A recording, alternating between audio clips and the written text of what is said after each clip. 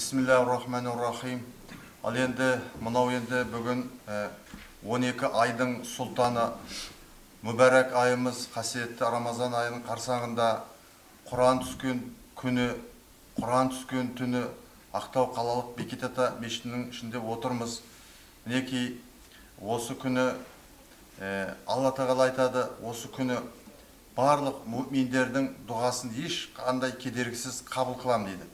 Жалпы мына Рамазан айына келгенде мүминдердің аузы берік болғанымен жүректері ашылады, дұғасы қабыл қылады. Шыңғырған шілде айында таңның атысы күннің батысы ораза ұстаған адам бұл шынайы иманы кәмілдене түсіп, дұғасы оның қабыл болады. Ораза айын үшке бөлуге болады. Бірінші рахмет айы, 10 күндігі. Одан кейін мағфира дейді. Алла тағала тәубесін қабыл қылатын. Одан кейін оттан құтылу дейді. Мінекей осы ораза ұстаған айы баршамыз бүгін мінекей қасиетті қадір кешінде отырмыз. Алла тағала 18 мың аламның жаратушы Алла тағала өздерінің жұмырбасты пендесінің құлдардың қадірін біледі. Сондықтан Алла тағаланың күші жетер еді әр уақытта жақсы салқын кезде ораза қылуды. Бірақ Алла тағаланың баршамыз сынағындамыз. Бірде шілде айында ми қайнатар, бірде көктемде, бірде қара күзде, бірде қыста мінекей пенделер үнемі осындай сынауда. Бірде бір Исраил қауымының бір ғибадат жасаған адамын көріп, пайғамбарымыз сұрады: "Я Раббым," дейді, "мені алдыңғы өткен үмметтердің, пайғамбарлардың жасын 800, 700, 900 жылға дейін ұзарттың. Олардың ғибадаты 50 рәкат намаз оқыды, 80 күнге дейін ораза ұстады. Менің үмметтерімнің өмірі қысқа, ғибадаты аз. Сондықтан маған қандай неғметіңіз бар?" дегенде Алла тағала мен мінекей осы Қадыр сүресін түсіріпті. Бұнда 1000 айдан хайырлы дейді, бір түн бар дейді. Өйткені бұл Құран түскен. Ислам діні болу үшін 3 нәрсе, 3 қағиданы ұмытпауымыз керек, болу керек. Бірінші, қасиетті орны, қасиетті кітабы және де оның елшісі. 3 тұғырға сай біздің мынау ислам діні бүгін қазақ халқының ішінде кең тараған. Құдайға шүкір, бұл өте көп жастарымыз, өндірісте жүрген, немесе қызметте жүрген көп азаматтар осы оразаны ұстап, Аллаға құлшылық қылып, мінекей біз келе жатқан иманды, ұрпақ, инабатты ұл қыздарымызды көріп отырмыз. Ал енді осы айда биыл мінекей біздің осы қалалық мешітте бір күн бос күн болған жоқ. Ауызашар ұйымдастырып, үлкен ақсақалдарымыз мінекей күніге 150 адамды ауызашар беріп отырмыз. Оның қасынан жоқ-жітік 5 саусақ бірдей емес, әртүрлі себептермен жоқ-жітіктерге көмектесіп жатырмыз. Алла қаласа мінекей адамның біздің осы жерге келетін көп ақсақалдарымыз дәстүрді мойындайтын, мәсхабты білетін, сыйлайтын, құрметтейтін, Аллаға сыйынатын, әулиені құрметтейтін көп ақсақалдарымыз бар. Халық сыймай жатыр, сондықтан мына үлкен осы жерге 600 адам сыятындай мешіттің іргетасын қалап, осы жердегі көптеген дінге жанашитын, салт дәстүрге жанашитын көптеген азаматтар көмектесіп, Құда қаласа енді бір 1,5 айдың ішінде осыны бітірге отырмыз, иншалла. Мінекей бұда Алла қабыл қылсын дейміз. Екінші мәселе, мынау енді қазір шындығында да біздің Қазақстанымыз, тәуелсіз Қазақстанымыз бір кездері, осы мен 20 жыл болды имам болғанда, бір кездері біз мешітте жамағат 5-6 жамағат болып намаз оқитын едік. Қазір енді мінекей 1000-2000 адам сыймай жатыр. Енді мінекей қазір Құдайға шүкір мешітіміз 24 сағат ашық. Ораза ұстаймын деген адамға мүмкіндік бар. Намаз оқимын деген адамға мүмкіндік бар. Мешітке барып жұма намазға қатысамын деген адамға тағы да толық мүмкіндік беріп отыр. Мінекей билік басындағы азаматтар, мінекей ел басымыз дін және бұны заңменен қорғап отыр. Соған біз шүкірдеуіміз керек. Елдің ішінде, соның ішінде біздің Қазақстанымызды ел таниды, басқа күллі әлем танып жатыр. Мұсылмандығымызға берік салт дәстүрімізді қолдайтын жастарымыз өсіп келе жатыр. Соған мың да бір шүкір, біз әр намаз оқығанда еліміз аман, жұртымыз тыныш болсын, елді билеп отырған елбасымыз аман болсын, билік тұтқасын ұстап отырған азаматтар, ұлт жанды азаматтар аман болсын деп дұға қыламыз.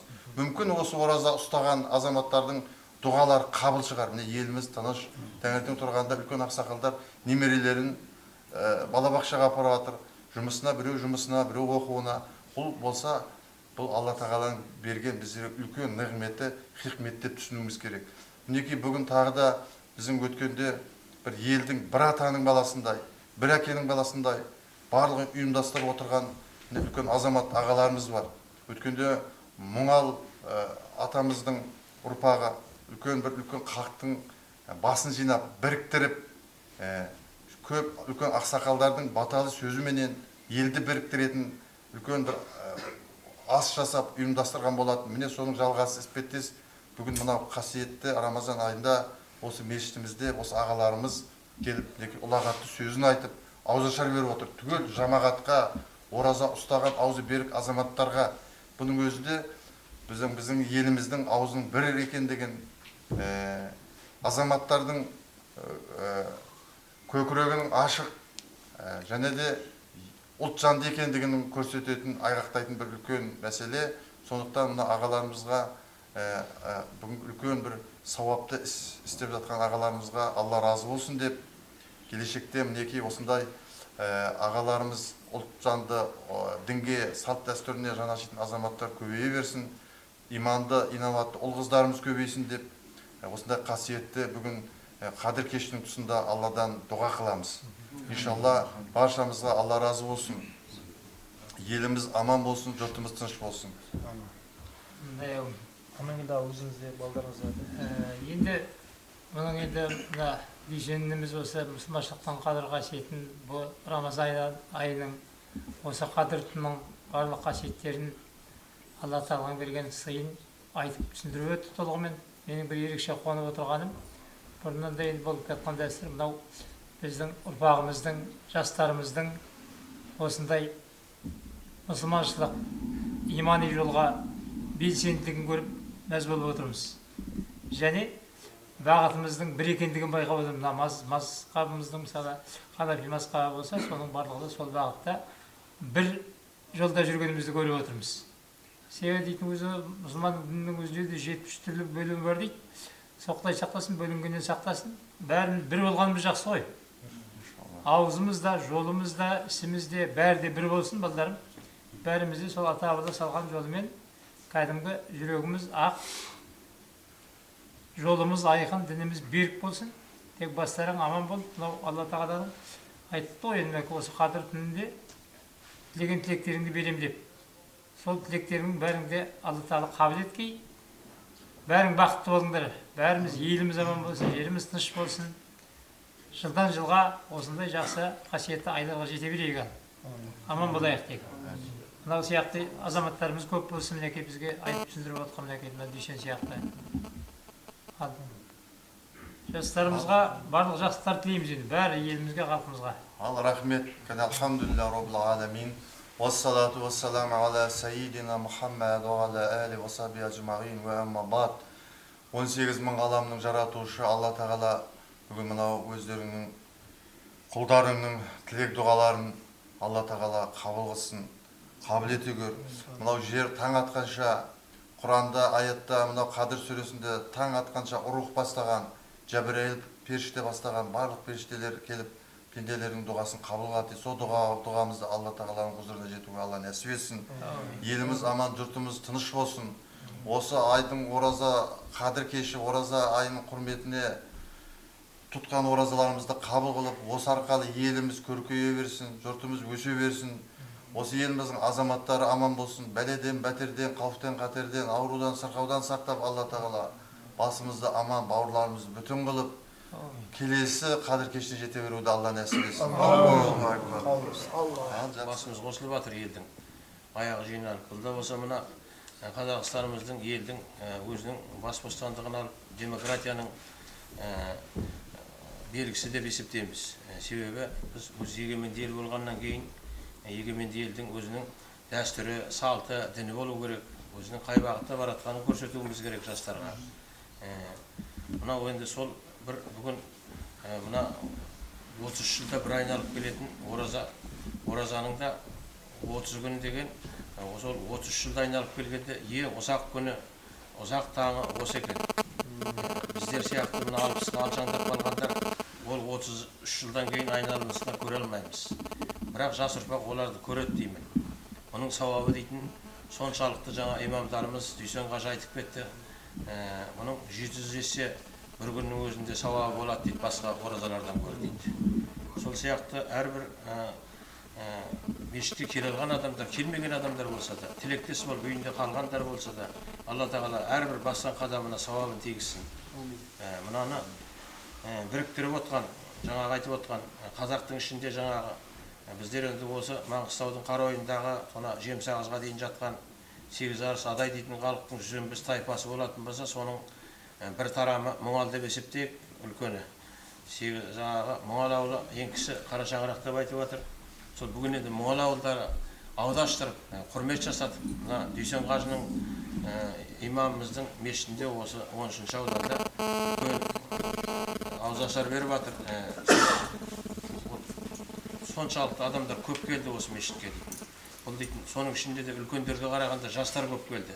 Жастар көп келуі деген, ол жастардың тілектері қабыл болады Алла Тағала. Сол жастарымыз ендігі жерде жамандық көрмесін, тек жақсылық көрсін. Сол әңгіменің де дұрыс бағытта айтып отырайық жастарға. Өзіміздің осы барлығы да бақ қайда барасың дейді, ауыз бірлікке барам дейді. Халқымыз, қазағымыз ауыз болсын. Қайтаның басынан ауызшы досын алып, қалған елдерді, басқа ұлттарда аманшылықтарын тілейік. Олар да аман жүрсін, барлығына да. Сол ендігі жерде осындай әр жылда да, әр кезеңде де осындай берілгенде жастар қалмай келіп, жақсы дұрыс әңгімелерімізді айтып отырайық дегім келеді. Қабыл болсын, Алла қабыл етсін барлықтарыңыздың. Азаматтар енді бүгінгі күн белгілі бәрімізге мың айдан да артық Алланың берген нығметі бізге мұсылман баласына берген. Сол түн бәрімізге мәбәрәк болсын. Соны жақсылап Алла Тағала өткізуге нәсіп етсін бізге. Соны осы түнде бәрімізге құлшылықпен өткізуге қуат берсін Алла Тағала. Құлшылық өткізуімізге де қоятсына тілек тілеп, бірінші өзіміз үшін, отбасымыз үшін, сосын ел жеріміз үшін, сосын бүкіл мұсылман баласы үшін, бүкіл адамзат үшін тілек тілейміз.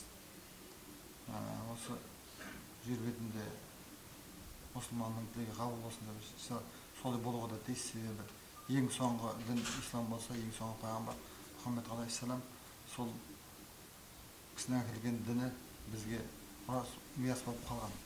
Біздің бір бақытты ұрпақпыз да біздер, бақытты халықпыз, бақытты ұлтпыз. Себебі біз қазақ болып тудық біздер. Ата-бабаларымыз бұрыннан сол ілмі сақтан мұсылман болғандықтан арқасында біз мұсылман болып тудық. Егер де мысалға басқа ұлттан болсақ, орыс сияқты, орысымыз одан да түрлі ұлттар бар емес пе? Адасып жүрген болар еді, таза дін таппай жүрген болар еді, мүмкін кейін кешеуілдеп келген болар еді. Осының өзі де бізге Алла Тағаланың берген нығметі, сол деп есептеуіміз керек, соның қадірін білуіміз керек. Міне өндірде жастар келіп отыр, артымыздан келген жастар көп. Жан Дүйсекең айтып кетті, бір кезде 2000 жылдардың басында осында келіп тұратынбыз оразаның кезінде. Сол 26 микрофоннан келгенде сонда иә 10 шақты адам болады еді. Міне қараңыз, қазір уже жас жігіттер, мыңдаған адам ана мешітке барсаң да мына мешітте болсын, толған жастар көпшілігі. Соның өзі де Алла Тағаланың беріп отқан бізге берекесі есептейміз. Ұзағынан болсын, ұзағынан сүйіндірсін, осы ұрпақтарымыз жағымыз деген.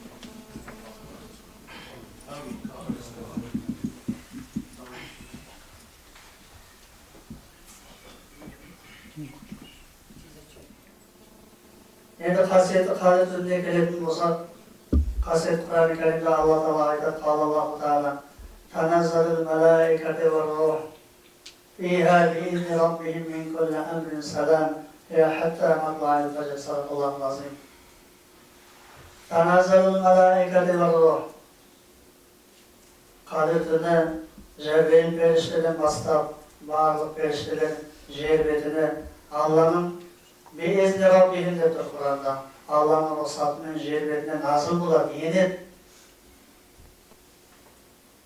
Жер бетіне енген кезде, жер бетінде қаншама мұсылман баласы өзінің алтын уақытын бөліп, өзінің ұйқысын, өзінің күш-қуатын ұйықтамастан, нәпсісіне берілместен, осындай бас қосып отырған кезімізде періштелер не істейді? Біздің бүгінгі амалымызды жазады.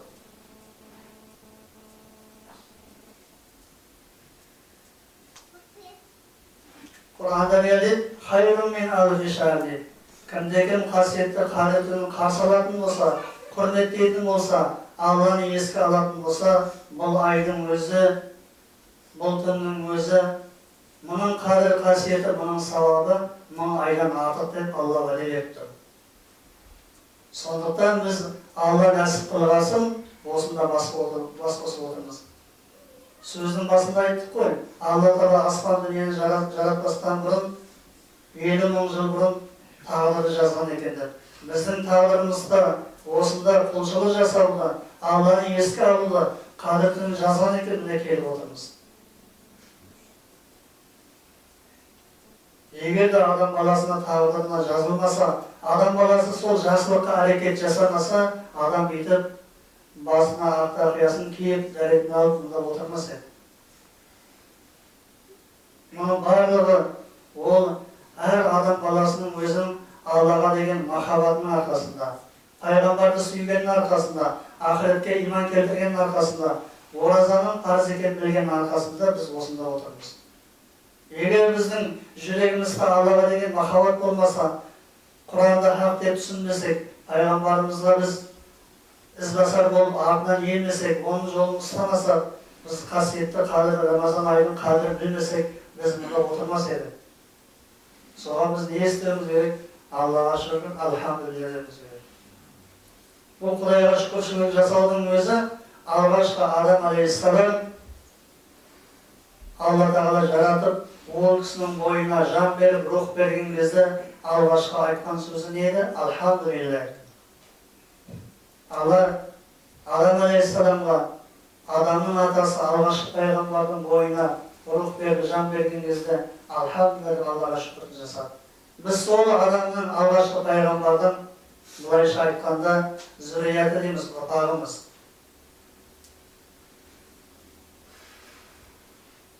Біздің пайғамбарымыз саллаллаху алдындағы пайғамбарлардың жамағатына, оның артына ергендерге, сол кездегі өмір сүрген адам баласына Алла Тағала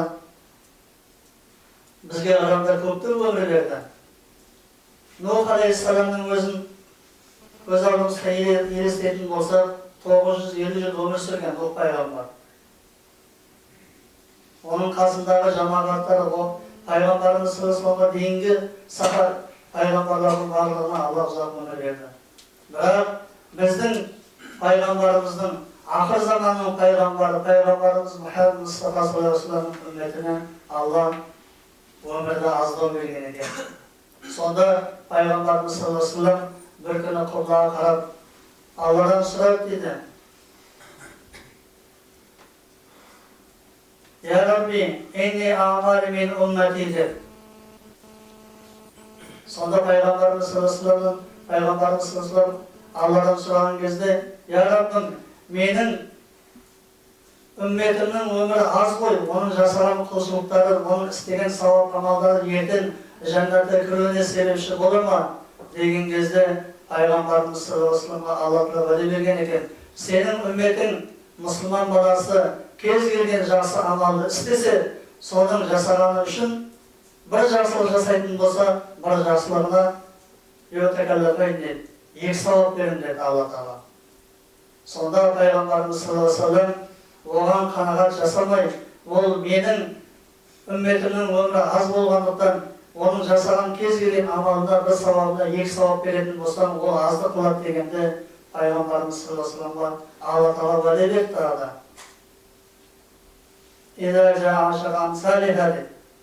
Мұсылман баласы жақсылық жасасын, кез келген жасаған жақсылығына, амалына бірге 10 есе сауап береді деді Алла Тағала.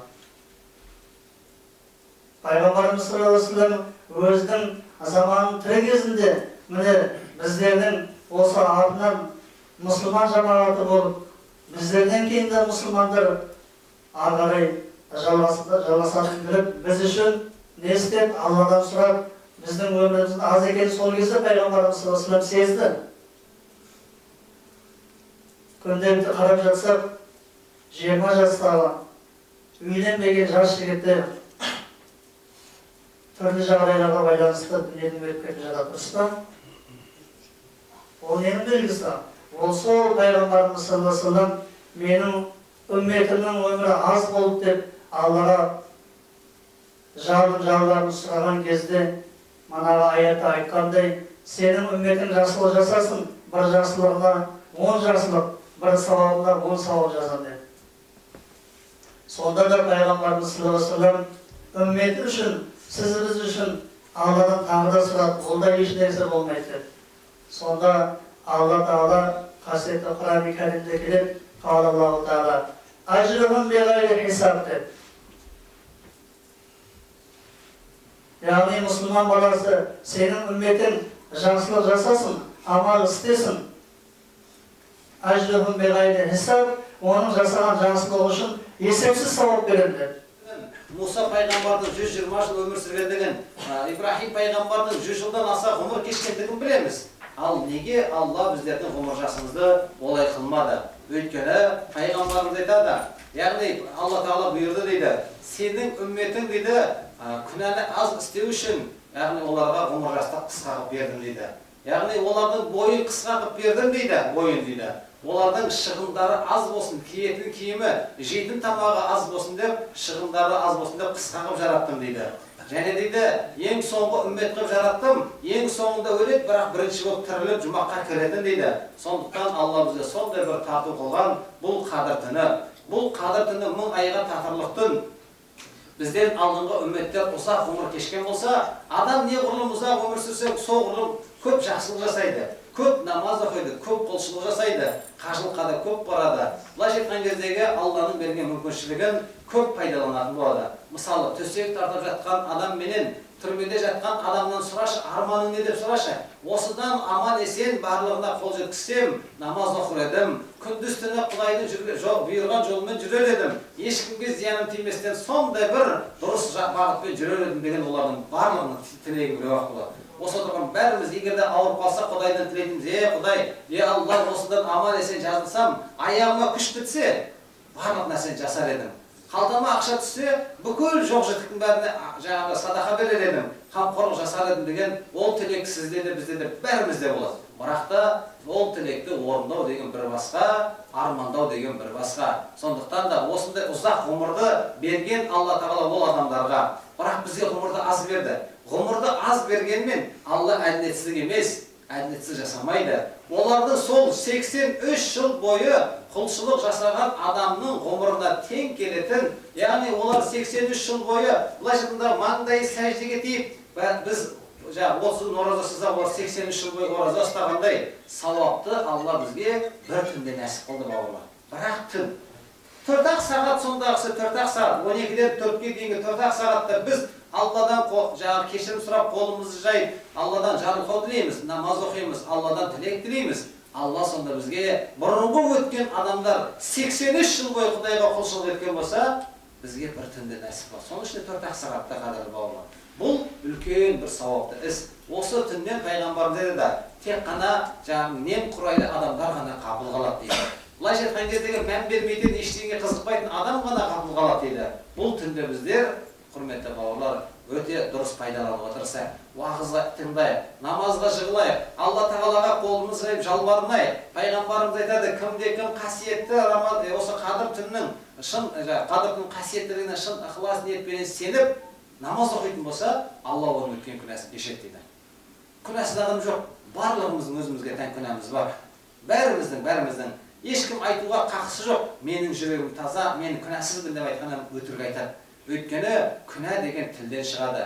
Пайғамбарымыз айтады, сендерге күнәнің ең үлкенін айтайын ба дейді. Біріншісі Алла Тағалаға серік қосу, екіншісі ата-анаға қарсы келу дейді. Осы отырған бәріміздің әке-шешеміз бар. Сол әке-шешемізге біз қанша рет қарсы келдік? Қанша рет әке шешеміздің сөзін қайтарып тастап, қанша рет папа қойшы, мама қойшы, сен шығармаң болмасын, өзім білемін. Зекіп ұрсып тастап, сіз соның бәрін есепке алыңызшы, санай алмайсыз. Ол деген сөз үлкен күнә. Бұл дүниеде сізді түрмеге тастамаса, ана дүниеде тозаққа тастайтын күнә. Яғни сіз ойламаңыз, мен бұл дүниеде әке шешеме жаңағы тек жақсылық жасап атып ішкізіп жеген, онымен шешілмейді. Олар разы болмайынша, сен оларға тіл қатып, зекіп сөйлейтін болсаң, Алла разы болмайды. Сонда қайда сенің басқа күнәң? Екінші пайғамбарымыз айтқан екен тағы бір хадисінде, ғайбат айту дейді. Ғайбат айту дейді үлкен күнә бұл, үлкен күнә. Алла Тағала Құранда айтады, біреудің сыртынан ғайбат айтатын болсаң дейді, туған бауырының өлген етін жегенмен теңдей күнәға батасың дейді. Үшіншіден тағы да сондай күнә бар, өсек айту деген нәрсе бар. Біз қазір өсек айтпасақ, өңешіміз өртеніп кетеді ғой. Бір-бірімізден, яғни сұрап аламыз ғой, не бар, не хабар, не жаңалық бар, айтшы маған мен мына жаққа жеткізейін деп сұрап аламыз күнәнің бәрін. Өсектің бәрін сұрап алып былай қарай таратамыз. Сөйтеміз де менің жүрегім таза, мен ешқандай күнә жасаған жоқпын дейсіз. Қаяқтан тілменен жасап тастадыңыз ғой бәрін. Сол секілді өтірік айту. Айта берсек, бұндай күнәлар көп. Бізді бұл дүниеде түрмеге тастамаса да, ана дүниеде тозаққа тастайтын ауыр күнәлар бар. Сондай күнәлардан кешіріне себеп болатын болса қадір түні. Өйткені пайғамбарымыз саллаллаху алейхи ва саллям қама лайлатал қадри ва иманан ихтисабан ғуфира лаху ма тақаддама мин замбихи дейді. Кім-де-кім қадір түнде шын ықылас ниетпен сеніп намаз оқыса, Алла оның өткен күнәсін кешіреді дейді. Сондықтан да күнәсіз пенде жоқ. Бұл күнәларымыздың кешіріне себеп болатын осы қадір түні екен. Сондықтан да біз күнәларымыз үшін не істеуіміз керек? Мұхаммед пайғамбарымызға саллаллаху алейхи ва саллям Айша анамыз айтады ғой, Алланың елшісі, егер де мен дейді, бір түнді қадір түнінде білетін болсам, не істейін дейді, Алладан не сұрайын? Қалай намаз оқиын болса, не істейін деген кезде пайғамбарымыз айтады, Айша дейді, егер сен дейді, түндердің түнін дейді, қадір түнінде білетін болсаң, былай деп дұға жаса дейді. Яғни, Аллахым, сен кешірімдісің, кешіргенді жақсы көресің, менің күнәларымды кешіре көр деп Алладан сұра дейді. Қараңызшы. Екі ауыз сөз. Алла, сен кешірімдісің, кешіргенді жақсы көресің, менің өткен күнәларымды кешіре көр деп біз осы түнде қолымыз жайып Алладан кешірім сұрайық бауырлар. Өйткені өзімізге жететін, артылатын күнәміз бар. Бір күні Харун Рашид дейтін халифа өткен. Бұл 809 жыл қайтыс болған халифа. Былайша айтқан кезде 3 құрлықты бағындырған мұсылман патшасы еді. Сол аппақ қылып, үлкен қылып, мрамордан сарай салады ғой. Астында аппақ мрамор, былайша айтқан кездегі көздің жауын алатындай әдемі сарай салып, тақта отырған сәтінде бір күні өзінің замандасы Шахиқ Балғи деген бір әулие кісіменен кейде әзілдесіп ойнайды екен. Сол әулие кісі патшаның құзырына рұқсат сұрап кіреді ғой, Харун Рашидтен. Жақындап келе жатыр, патша қарайды ғой, қараса аяқ киім шаң екен әлгі әулие кісінің. Енді әзілдейді ғой, тақсыр дейді. Сіз тозақтан келесіз ба, аяқ киіміңіз шаң ғой дейді ғой. Ана кісі ешқандай саспастан, тозақтан келе жатырмын дейді ғой. Тақсыр дейді. Тозаққа түскен адам оңайлықпен шықпайтын еді, сіз қалай шығып кеттіңіз дейді ғой. Әзіл ғой оны айтып жатқан. Бірақ ол кісі былай деп жауап береді. Мен тозаққа барғанымда періштелер былай деп маған жауап берді дейді. Тозаққа әркім өзінің отынын арқалап келеді, сіздің отыныңыз жоқ екен, сіз шыға беріңіз деп қайтарып жіберді дейді ғой. Яғни қараңызшы міне, сіздің отыныңыз жоқ екен деп дейді. Ол деген сөз сенің күнәң жоқ екен деген сөз. Ал енді біздердің, яғни шаш етектен болатын күнәларымыз бар. Сол күнәларымызға жарылқау тілейтін сәт, сондай бір мүмкіндік бүгінгі түн. Сол түнге біз иншалла қолымызды жайып Алла Тағаладан сұрасақ, Алла міндетті түрде біздің күнәмізді кешетіндігіне күмән болмасын. Өйткені Алла Құран айтады, сендер менен сұраңдар, сұрағанымды мен берейін дейді Алла Тағала. Сондықтан да біз сұраудан жалықпай, Алладан кешірім сұрайық. Көзімізден мөлтілдеген жас шықпаса да, ең болмаса жүрегіміз қанжылау керек қой. Алла, мен оны бұлай жасап қойдым, мына күнәні бұлай жасап қойдым деп Құдайдан кешірім сұрайық. Өйткені баратын жеріміз бар өзінде, яғни 2 метр қара жер. Одан басқа ешкімге ештеңе бұйырған емес. Патша болсаң да, жарлы болсаң да, кім болсаң да, баратын жері сол анадан туылғандай ақ матаға ораймызды алып барып, сол 2 метр жерге көмеміз. Одан басқа сізге бұйыратын ештеңе жоқ. Сізді алтынға немесе жаңағы бриллиантқа орап алып көмбейді ешкім. Қара жерге тастайды, топырақтан жаратылды, топыраққа айналамыз деген қағиданы ұмытпау керек. Ал біз тек қана осы жалған дүниеде Құдайдан кешірім сұрайық. Біз мұсылманбыз. Алла біздің күнәмізді кешетініне күмән жоқ. Тәубе жасайық күнәларымыз үшін. Осы қадір түнінде, келесі қадір түніне дейінгі Алла Тағала біздің, яғни тағдырымызды белгілейтін түн. Сондықтан да Алладан сол тағдырымыздың жақсы болуын, қайырлы болуын Алладан тілейік иншалла. Біз жай ғана келіп, жаңағы түнгі сағат 4-ге шейін сағатымызға қарап қойған 2 сағат қалды, 2 сағаттан шай ішеміз кетеміз деген нәрсе емес. Біз Алладан сұрайық. 2 сағат уақытымыз қалды енді. 2 сағаттың ішінде Құдайдан не сұрасаңыз, сұрап үлгеріңіз, сұрамасаңыз, үлгере алмасаңыз, онда келесі жылға шейін бір Алла біледі, кім бар, кім жоқ. Сондықтан да қадір түні бұл пайғамбарымыз саллаллаху алейхи вассалам бұйырғандай 1000 айға татырлық түн. Сол 1000 айлық сауабымыздан айырып қалмайық, ғапыл қалмайық, намаз оқиық, Құдайдан сұрайық, кешірімді және отбасымыз үшін, өзіміз үшін амандығымызды тілейік. Пайғамбарымыз саллаллаху алейхи вассалам біздерге сондай өсиет қалдырған болса, бұл қадір түні құтты болсын дейміз. Пайғамбарымыз саллаллаху алейхи вассалам бір қиссасында келтіреді. Ертеректегі адамдар дейді, соның ішінде бір баһадүр болған еді дейді, яғни батыр дейміз ғой. 1000 ай бойы қолынан қылышын тастамастан елін, жерін, отанын қорғау үшін соғысқан еді дейді ғой. Сонда бірнеше сахаба ойланады ғой. Алла бізге ұзақ ғұмыр берсе, біз де солай жүрер еді ғой. Бірақ қайда біздің ғұмырымыз оған жетпейді ғой дейді. Мысалы, расында да Нух пайғамбар 950 жыл өмір сүрген болса, біздер қайда оның жасына жету мүмкін емес. Біз 50-ге келсек, юбилей жасап, мейрамханада той жасаймыз ғой. Жарықтық Нух пайғамбар бізді көрсе күлетін шығар. Ой, жарықтықна 50-ге енді жетіп той деп мысалы. Яғни, ол заманның адамдар ұзақ өмір сүрді. Ұзақ өмір сүрсе, көбірек сауапты іс жасайды. Сонда Алла Тағала осы бізге қадір түнін берді. Ол адамдар ұзақ ғұмыр кешсе де, сендердің ғұмырлары қысқа болса да, олардың ғұмыр кешкендегі сауабындай сауапқа ие болатын осындай бір түнді бердім деп Алла бізге сүйіншілеп отыр. Алланың сүйіншісіне біздер ешқандай күмән келтірмейміз. Сол сүйіншіге біз иман келтіріп, Алладан тілейді екенбіз. Сондықтан да бұл қадір түні, құрметті ағайын, баршамызға құтты болсын, мүбәрәк болсын. Бұл түнде біздер иншалла намаз оқиық көбірек, Алла Тағаладан сұрайық, маңдайымызды сәждеге қойып кешірім сұрайық. Біздің күнәміз көп, құрметті бауырлар. Күнә дегенде айтып отырмын ғой, яғни тілден кететін қаншама күнә бар. Сол күнәларымыз үшін, ата-анамызға айтып қойған ауыр сөздеріміз үшін, ағайын туысымызға айтып қойған балағат сөздеріміз үшін, өзгелерге жасаған қиянатымыз үшін Құдайдан кешірім сұрайық. Кешетін бір ғана Құдай, басқа ешкім бізді кешпейді. Сондықтан да иншалла бауырлар, бұл қасиетті қадір түні тағы да құтты болсын дейік. Алла Тағала баршамыздың осы бүгінгі тілегімізді қабыл етсін. Алла Тағала екі дүниеде жүздерімізді жаратқасын. Әмин.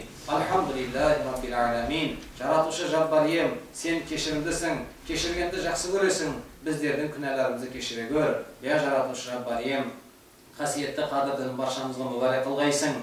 Я Аллахым, өзің жасаған тілегімізді, ниетімізді қабыл ете көр. Я Аллахым, күнәларымызды кешіре көр. Я Алла, сен кешірімдісің, кешіргенді жақсы көресің. Біздің күнәларымызды кешіре көр. Келесі қадір түніне дейін, я жаратушы Жаббар ием, тағдырларымызды қайырлы етіп жаза көр. Жаратушы Жаббар ием, баршаларымыздың отбасыларымызға амандық бере көр. Елімізге тыныштығыңды бере көр. Я жасаған жаратушы ием, бүгінгі тілегімізді қабыл ете көр. Күнәларымызды кешіре көр. Я жаратушы Жаббар ием, өзің адалынан азық бергейсің, адалынан рызық бергейсің.